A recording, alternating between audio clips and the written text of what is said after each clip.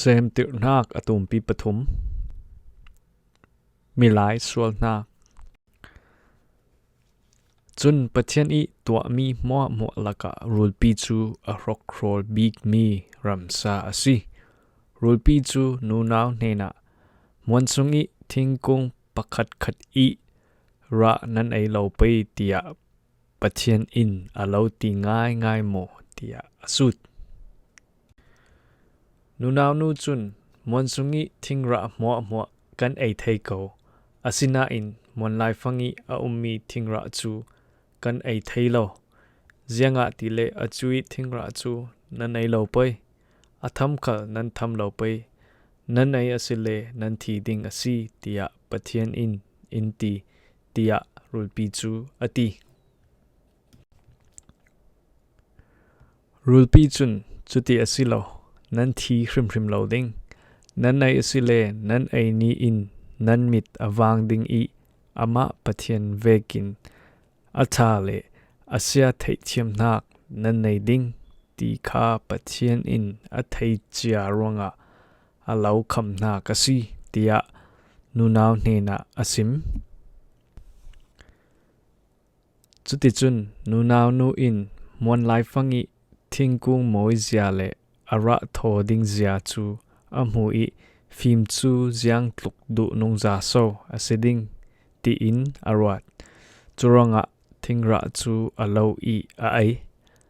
chui nuwa apasal apeki ani khal a ai ve thingra an ai che ve te in an mit wang in thei chiam nak an nei I long te I an si kha an theo churanga thei pi na an thit khom I an hum o achui zanlam sim nema boy pa pathian chu monsunga ara arathom an theitika an heni sin monsungi thingrul laka anrel chuteka boy pa pathianin mi pa chu akawi khuilama so na tia ati chupa in mon I narathom ka thei I kalong fangkhe kasironga kathina phang I karel asi tia ati zawin so long fangkhe I na chu alausim thingra ei la o kalau ti mi na ei mosi tia pathian in asut mi pa in karang I na tua mi nunaw nu in thingra chu ipek I ka ei asi tia ati chule boy pa pathian in nunaw nu hena ziang ranga hitin in thil na tua tia asut chun nunaw nu in rulpi in ibum I karak e asi tia ati pathian I cho kwan pek nak chun rulpi hena boy pa pathianin nunaw nu na bum ronga cho kwan kalaupe ramsa mo laka nang ma long in hi chamsiat na khi na tor ding atu thokin abokin na wak dingi nanun sung mo na aiding rol chu leidip asiding nunaw thon kalau ral oter ding I na te sin fa tiang in nan ral oding na lu alo sup back ding I nang in akedil na chuk ding tia ati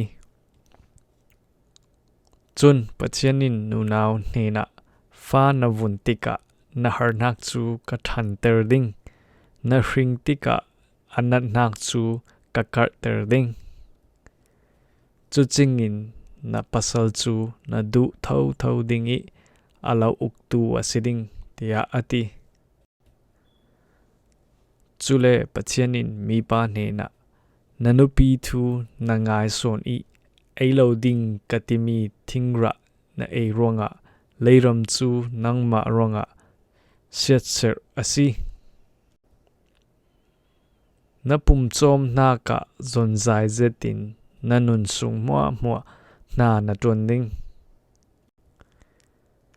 leilung in thlingle so le hrampi aphun aswa pai I chulak I akeu mi ram rol na ei pe leidipin tua mi na si I leilung I na changsal tiang nanun nak ranga na thlan riput in na tuan ding leidip in tua mi na si I leidipa na changsal ding tia ati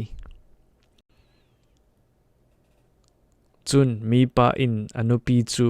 minung hua I nu asi ranga evi tia akau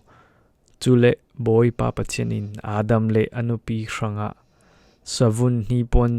atwa saki arukter Adam le evi muan lenga chun boy pa pathian in minung chu atha le asia thlaidan an thiam zo ranga kan ma vek asi zo nun nak thingkung I ra eisa in kumkhwa in annong pangding tia ati churanga boy pa pathian in minung chu asem nak leilung clouding in eden muan isin adoi pathian in minung chu adoi suaki nun nak thingkung kyang I zo man rat ngam lo nak dinga muan I nisuak nak lama cherubin le atleu zok zo I aher o luang lo mi ral nam aret Seemtirnak atumpi pathum